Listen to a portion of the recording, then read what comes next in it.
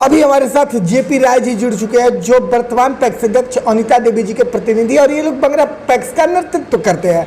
आइए मिलते हैं इनसे और जानते हैं बंगरा पैक्स के उन तमाम योजनाओं के बारे में जिसको ये बंगरा के किसानों तक पहुंचाने का प्रयास किया है और अनिता देवी ने पहुंचाया है।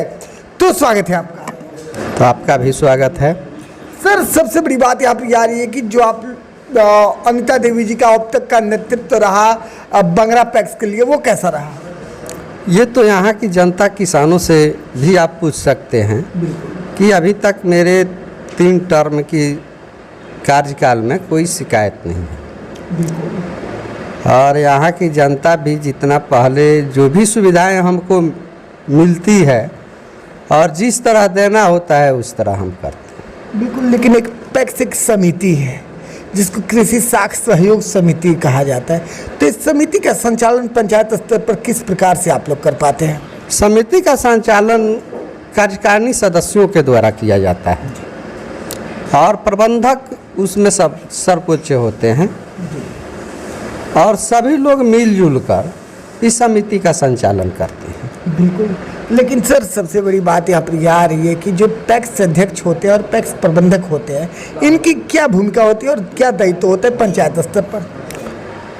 पैक्स अध्यक्ष जो होते हैं इस समिति का तो सर्वोच्च होते ही हैं, लेकिन उनकी संचालन की अहम भूमिका प्रबंधक के जिम्मे होती है।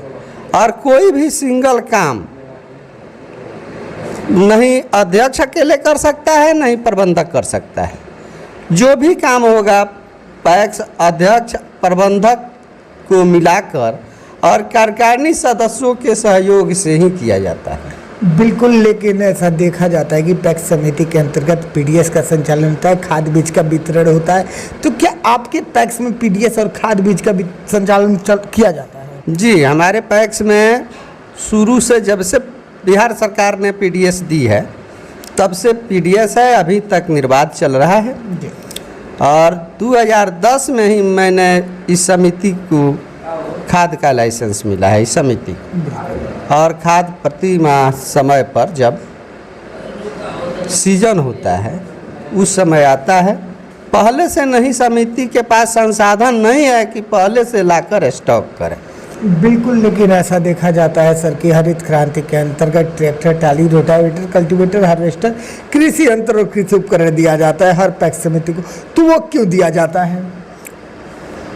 वह कृषि संयंत्र सरकार की योजना ऐसी है कि उस ट्रैक्टर से, रोटावेटर से जो हमारे सदस्य हैं, किसान सदस्य पैक्स के हैं, उनका खेती किया जाए। वो भी खेती मैंने ये नहीं कि फ्री में है, वो भी खेती उचित दर से।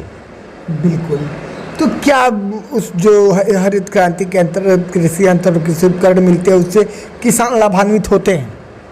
हाँ, जहाँ है वहाँ तो ज़रूर होते हैं। बिल्कुल, लेकिन ऐसा प्रत्यक्ष भी है और कहा भी जाता है कि पैक्स समिति के अंतर्गत गेहूं और धान की अधिप्राप्ति की जाती है, तो उसकी क्या प्रक्रिया है? किस प्रक्रिया के माध्यम से आप लोग धान और गेहूं लेते हैं?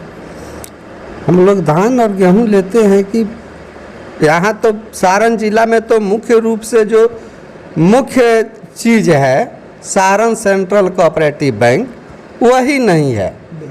उसका व्यवस्था सरकार बिहार राज्य सहकारी बैंक से कर रही है।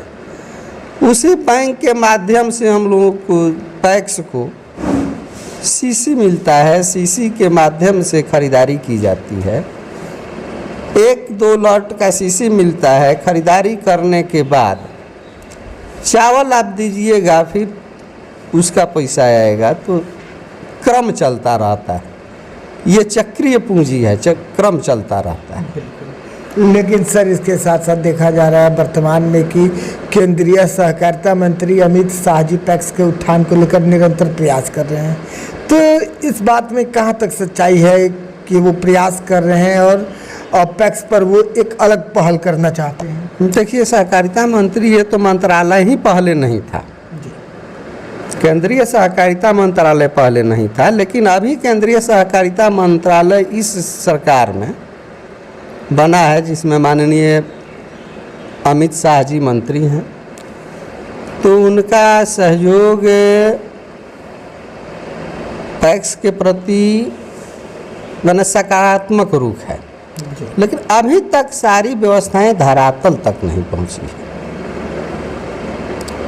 और इसमें भी पैक्स की संख्या है, उसमें चरणबद्ध तरीके से उनकी योजनाओं को लागू किया जा रहा है। बिल्कुल, आपकी क्या राय है, पंचायत स्तर पर क्या किया जाए कि पैक्स का उत्थान और कहीं ना कहीं पैक्स अपना एक अलग पहचान बना पाए? सबसे पहली तो बात है कि पैक्स में हम दूसरे जगह देखे हैं कि वहाँ पर बैंक का संचालन होता है, तो लोगों को फसल सीजनली फसल में लोन मिलता है किसानों को, और वे किसान फसल उगाने के बाद लोन जमा करते हैं, फिर लेते हैं। वो व्यवस्था हम लोगों के यहाँ नहीं है। इसलिए नहीं है कि यहाँ पर सेंट्रल कोऑपरेटिव बैंकें नहीं हैं, लेकिन अदर जगह पर है। बिल्कुल। चलिए जी, चैनल से जुड़ने के लिए और अपना कीमती समय देने के लिए बहुत बहुत धन्यवाद आपका। धन्यवाद।